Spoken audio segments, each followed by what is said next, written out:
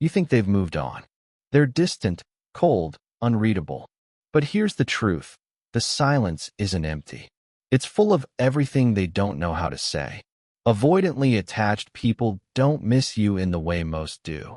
They miss you in silence, in tension, in the space between self-protection and longing. They disappear to feel safe, but once they're gone, the absence starts to echo. And that echo is you. When an avoidant pulls away, it looks final. Their messages stop. Their tone shifts. You start to wonder if you imagine the connection entirely. But what's really happening is internal chaos, a quiet storm of thoughts they can't control. They start remembering small things, how calm they felt around you, how your presence didn't demand anything, how being near you felt safe, even when they couldn't admit it. That safety is rare for them, and when it's gone, the void feels sharper than they expect. One of the clearest signs that an avoidant misses you is subtle. They become curious again. They might not reach out directly, but they'll circle your digital orbit, viewing your stories, liking an old post, checking when you're online. These micro-interactions are their way of re-establishing connection without admitting they need it. They want proximity without exposure. The emotional paradox defines them. They crave your warmth while running from its implications. Another sign is the emotional restlessness that follows withdrawal. The avoidant who seemed calm now feels off balance. They start distracting themselves, overworking, diving into hobbies, or even dating casually. But none of it soothes the discomfort. Because it's not about activity, it's about the absence of you. The one person who didn't chase, didn't demand, didn't make them feel cornered. You represented emotional safety, and now that you're gone, they feel the cost of their own distance. They won't say it. They might not even show it. But inside, something shifts. Missing you isn't weakness to them. It's danger. It means you mattered, that their walls failed to protect them. That connection left a mark they can't erase. And that realization? It lingers. If you want to better understand how to deal with avoidance, then subscribe to the channel to know everything. For someone with an avoidant attachment style, missing you isn't a straight line. It's a contradiction. They long for you, but the very feeling of longing threatens their sense of control. So when they start to miss you, the first thing they do is run harder. They convince themselves they don't care. They fill their days with distractions, convince their friends they're fine, even laugh at memories that once felt tender. But every attempt to suppress their feelings only tightens the tension inside them. The avoidant mind equates emotional need with danger. To miss you means to depend on you. And dependence, for them, feels like surrender, a kind of emotional exposure they've spent a lifetime avoiding. So they don't process the missing like most people do. They repress it. They compartmentalize. They tell themselves stories like, "I'm better off alone," or "It wasn't that serious anyway." But late at night, when the noise quiets down, you show up again, not in messages, but in their thoughts. The songs, the small routines, the smell of something familiar, they all bring you back. They replay your last interaction in their head, not to move on, but to make sense of it. They wonder if you're still thinking about them, if you've moved on, if you ever understood what they couldn't say. These thoughts become their secret form of connection, invisible to you, but deeply consuming for them. Avoidants don't usually miss people, they miss peace. But when you represented both peace and closeness, they start to crave what they can't recreate elsewhere. Here's the paradox. The more they miss you, the more they resist reaching out. Missing you awakens feelings they've buried, vulnerability, loss, regret. To protect themselves, they retreat into silence. But silence doesn't heal them, it amplifies you. It reminds them of what felt safe and real. It's the emotional space where the truth grows louder. They didn't lose control, they lost connection. And beneath all that control, there's a quiet ache. The part of them that never learned how to stay when love felt real.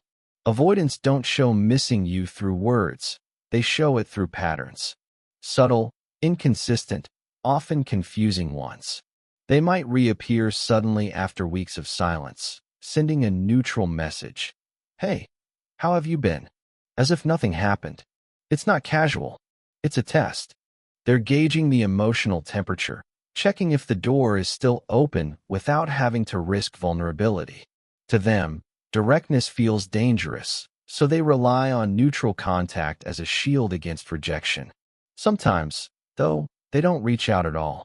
Instead, they hover, watching your social media, listening to songs you once shared, revisiting old photos or messages when no one's around. It's not nostalgia. It's regulation. These small rituals let them feel close without being exposed. To you, it may look like indifference, but for them, it's their way of holding on safely. They miss you in private, in silence, in spaces where no one can see their longing. Another sign, their emotional tone shifts when your name comes up. Friends notice it, the sudden pause, the slight defensiveness, the change of subject. They might act dismissive, but beneath that surface detachment is discomfort, because you still occupy emotional real estate inside them, even if they pretend otherwise. Avoidants often rewrite the story in their minds to make the distance easier to justify. It wouldn't have worked anyway. We were too different. But these narratives aren't closure, they're self-soothing. Each justification is a fragile attempt to keep from feeling the depth of what they lost. And yet, the pull remains. You might sense it in moments, a random message, a song posted that you once shared, or a reaction to something small that only the two of you would understand. Those aren't coincidences. They're breadcrumbs from someone trying to reconnect without admitting they want to. What makes it difficult is that their pride and fear work together. Pride keeps them from reaching out. Fear keeps them from letting go. And between the two, missing you becomes their quietest form of suffering. Here's the part most people misunderstand. When an avoidant pulls away, it's rarely because they stopped caring. It's because caring too much made them feel unsafe. The connection triggered something deep, a fear of being engulfed, controlled, or emotionally exposed. So they retreat. They go quiet, not to punish you, but to breathe again. To them, distance equals control, and control equals safety. But over time, that safety begins to suffocate them. Because once they're alone, the silence they sought for comfort becomes a mirror. And in that mirror, they see what they've lost. At first, the withdrawal feels like relief. No pressure, no expectations, no emotional demands. But slowly, something shifts. The peace they thought they wanted feels flat, empty. The distractions stop working. Conversations feel shallow. Their mind keeps drifting back to you, not out of obsession, but because the emotional calm you brought doesn't exist in their solitude. You became a safe place they didn't know they had until it was gone. Avoidants don't easily recognize missing someone as love. They interpret it as discomfort. So they double down on independence, convincing themselves they're better off alone. But emotions are stubborn. The more they suppress the longing, the louder it becomes. It leaks out in unexpected ways. Irritation, restlessness, sudden bursts of nostalgia, or random dreams where your presence feels too real to ignore. Their body remembers the closeness their mind denies. Here's the quiet truth. Avoidance isn't the absence of emotion. It's the fear of emotion. When they pulled away, they didn't choose freedom. They chose familiarity. Emotional distance is their oldest coping mechanism, one that once protected them but now isolates them. And as the days pass, the walls they built for safety start to feel like walls of regret. If you've ever wondered whether they miss you, they do. Just not in ways you can see. They miss you through restraint, through silence, through every moment they almost reach out and don't. Because for them, missing you is both a risk and a confession. And they've never been good at either.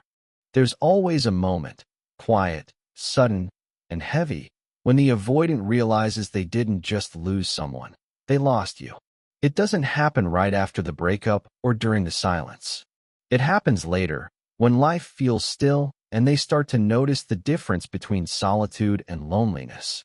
Avoidants are used to pulling away and being fine. But when it's you, The person who didn't chase, didn't beg, and didn't play emotional tug-of-war. The emptiness feels sharper. Because for once, their distance didn't protect them. It cost them something real. They start noticing the contrast. The peace you carried compared to the chaos inside them. The way you never forced closeness, but somehow always made them feel understood. They realize that what they mistook for safety, emotional distance, is now the very thing that hurts. Because the person who made them feel calm enough to open up, even a little, is gone. This realization rarely shows up as an epiphany. It sneaks in through small things. Waking up and thinking of you first, reaching for their phone out of habit, seeing something that reminds them of a shared moment. They might brush it off at first, but it keeps happening, over and over, until it's impossible to ignore that their emotional world hasn't reset. It's paused, right where you left it. Avoidance live by control. But missing you shatters that illusion. Suddenly, their emotions don't obey their logic. They can't rationalize you away. And that frustrates them. Because for the first time, they're not in charge of their own detachment. They try to convince themselves they've moved on, yet something inside them keeps replaying the moments when you looked at them like you saw the parts they were trying to hide. When they finally admit to themselves, even in silence, that they pushed away the wrong person, it doesn't bring peace. It brings awareness, the kind that doesn't fade with time. Because losing someone who accepted their distance but still cared, that's not just loss. That's a mirror they can't escape. Avoidants rarely come back with grand gestures or apologies. That's not how they operate. Their return begins quietly, through small cracks in the armor they once thought was indestructible. When they start missing you, the first sign isn't communication, it's hesitation. Hesitation before posting something personal. Hesitation before opening your profile again. Hesitation before sending that first, meaningless, loaded, hey. Those pauses are emotional earthquakes for them. Because every small action toward you feels like a risk, one that exposes their vulnerability. But still they do it. Slowly, subtly, carefully. Because missing you becomes stronger than the fear of being seen. One of the clearest signs their guard is slipping is inconsistency. They'll appear one day, warm, open, even nostalgic, and then vanish again. It's not manipulation. It's internal conflict. They're testing their own courage, measuring how much closeness they can handle before fear takes over. That push and pull is the emotional rhythm of avoidance. When they miss you, it's like holding fire. They crave its warmth but fear its burn. You might also notice indirect communication, liking your story, commenting vaguely, responding to something public rather than private. These gestures are safer than vulnerability. They want to feel connected, but without admitting the depth of their desire. It's their way of saying, I'm still here, without risking rejection. And sometimes, it's even more subtle. They may start mirroring your energy, matching your tone, echoing your language, revisiting places or music tied to your shared past. These aren't coincidences. They're emotional breadcrumbs from someone trying to reconnect without confronting their fear of intimacy. What's happening beneath all this is simple but profound. Their emotional control is weakening. They're tired of pretending indifference. They're starting to realize that the distance didn't protect them. It only prolonged their loneliness. The wall that once gave them safety now feels like a barrier to peace. This is where most avoidants find themselves torn, between the instinct to hide and the quiet longing to return. Between, I'm fine and I miss you. Between pride and love. And for the first time, they're beginning to see which one costs more. For an avoidant, ego is armor. It's the shield that says, I don't need anyone, even when their chest is heavy with everything they can't say. But missing you exposes the cracks. Slowly, quietly, their ego starts to lose the battle against their heart. Because no matter how much they try to rationalize the distance, no matter how many times they say it's for the best, they can't escape the simple truth. They still feel you. At first, the ego fights back hard. It convinces them you were too emotional, too available, too much. It reminds them of every reason they left. But over time, those justifications lose power. The memory of conflict fades, but the memory of your calm stays. They start to remember your steadiness, the way you didn't collapse under their silence. That strength they once interpreted as detachment now looks like emotional maturity, something they didn't realize they admired. This realization doesn't make them reach out right away. It makes them reflect. And reflection is dangerous for an avoidant, because it exposes the truth they've avoided all along. That connection doesn't have to mean losing control. That love can coexist with space. That someone actually saw them and stayed kind anyway. But ego hates humility, so they'll wrestle with the urge to contact you. They'll pick up their phone, type a message, and delete it. They'll scroll through old conversations just to remind themselves of how easy it once felt, and how much harder it is now to pretend they don't care. They'll look at your name longer than they'll ever admit. Because even in silence, you've become their point of comparison, the emotional benchmark no one else quite reaches. When ego starts to lose, small changes appear. They talk about you differently, softer, less defensive. They show curiosity about how you're doing, even if they ask through mutual friends. And sometimes, when they think no one's watching, they let it slip. A sigh, a pause, a quiet "I miss them," followed by denial. But the words are out, and that's when it's real. The battle between ego and heart doesn't end overnight. But once an avoidant admits to themselves that they miss you, even silently, the story shifts. Because from that point on, the fear that kept them distant becomes smaller than the feeling that pulls them back. Avoidants rarely return with an apology. That word, sorry, feels too exposing, too heavy with responsibility. But when they start missing you, when the longing outweighs the fear, they begin finding quiet, indirect ways to come back. It won't sound like, "I miss you." It'll sound like, "Hey, I heard this song and it reminded me of you." Or, "I was just thinking about that trip we took." A casual doorway to a conversation that means everything they can't say aloud. They use nostalgia as a shield. By referencing the past, they can express emotion without admitting it's current. It's their version of testing the water, seeing if you'll respond with warmth or if the bridge is still standing. Because for them, rejection isn't just about you saying no. It's about reactivating every old wound that once taught them closeness equals danger. You might also notice subtle shifts in tone. The avoidant who once kept things detached now lingers longer in conversations. They ask about your life with a quiet attentiveness that wasn't there before. They remember details, things you said in passing, plans you had, even your favorite things. It's their way of showing care without confessing it. Every remembered detail is an unspoken "I've been paying attention," even when I was gone.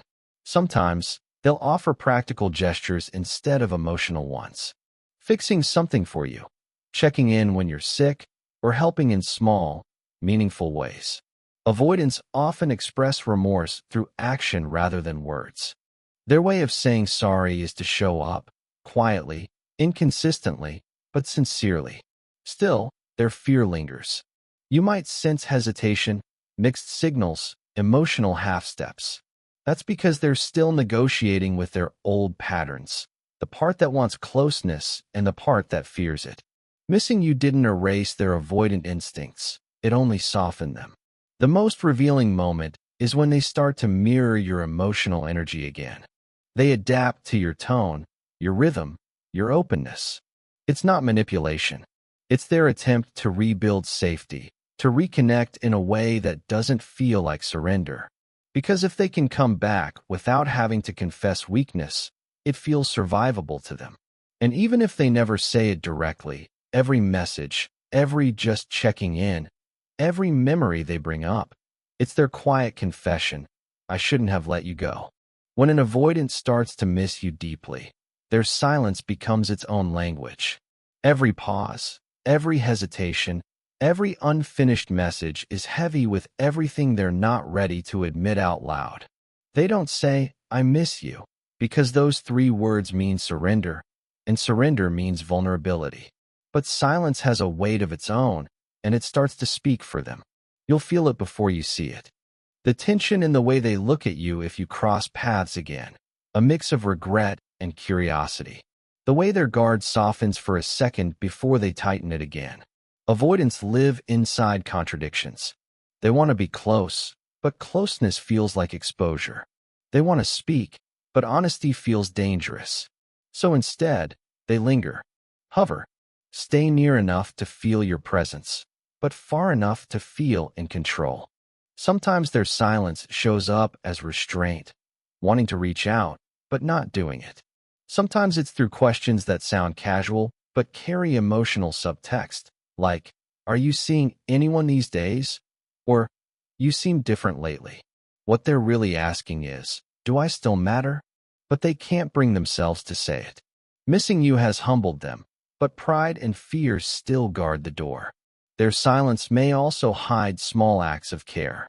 They'll remember something important to you, quietly support from a distance, or check in through someone else. These gestures are their version of emotional intimacy, indirect but heartfelt. It's how they try to reconnect without reopening the wound of vulnerability. What they don't realize is that their silence doesn't protect them anymore. It exposes them, because you can feel it, the unfinished emotions vibrating in every space between you. Their eyes give away what their words won't. The pauses between messages say more than the messages themselves.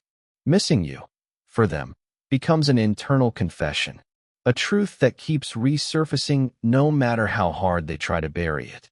They might never say, "I made a mistake," but their behavior will. It will show in the way they linger longer this time, in how they listen instead of deflect, in the way they look at you like they're seeing something familiar, something they never stopped wanting. For avoidance, missing someone doesn't sound like words. It sounds like the quiet breath they take before speaking and never do. There's a point where even the most distant avoidant realizes that missing you isn't something they can outrun. It's not just nostalgia, it's recognition. A quiet acknowledgement that they pushed away the one person who saw them clearly and didn't flinch. Missing you becomes their mirror, forcing them to confront what avoidance has cost them. Not just love, but emotional aliveness. At first, they try to numb it, the way they always do. They convince themselves it's just a phase, that they'll move on like before. But this time, it's different. The silence they once cherished doesn't bring peace anymore. It brings reflection. It brings truth. They start to see the patterns, how every time something felt real, they ran. How they confused peace with emptiness, independence with isolation. And in missing you, they finally understand that what they feared most wasn't intimacy. It was being fully known. That realization is painful, but it's also the beginning of healing. Because to truly miss someone means to feel, and to feel means the walls have cracked. That emotional awakening, uncomfortable as it is their first step toward change. Some avoidants reach out again. Some don't. But even if they never say a word, you've already changed them. You became the emotional imprint that proved connection doesn't have to mean loss of self. And if they ever come back, it won't be for validation. It'll be because the silence taught them something they couldn't learn while you were there. That love isn't suffocating when it's safe. That space doesn't have to mean distance. And that vulnerability isn't weakness. It's presence. For you, that's the closure, knowing you were never forgettable. You were the catalyst. The one who showed them what real emotional depth feels like. The one they'll measure every future connection against, quietly, endlessly. And for them, missing you wasn't punishment. It was the beginning of self-awareness. The moment their avoidance cracked just enough for the truth to slip in. That love, no matter how terrifying, is what they were always running toward, not from. If this message resonated with you, share it, comment your thoughts, and subscribe to the channel, because every week, we dive deeper into the hidden emotional worlds of avoidance, attachment, and healing.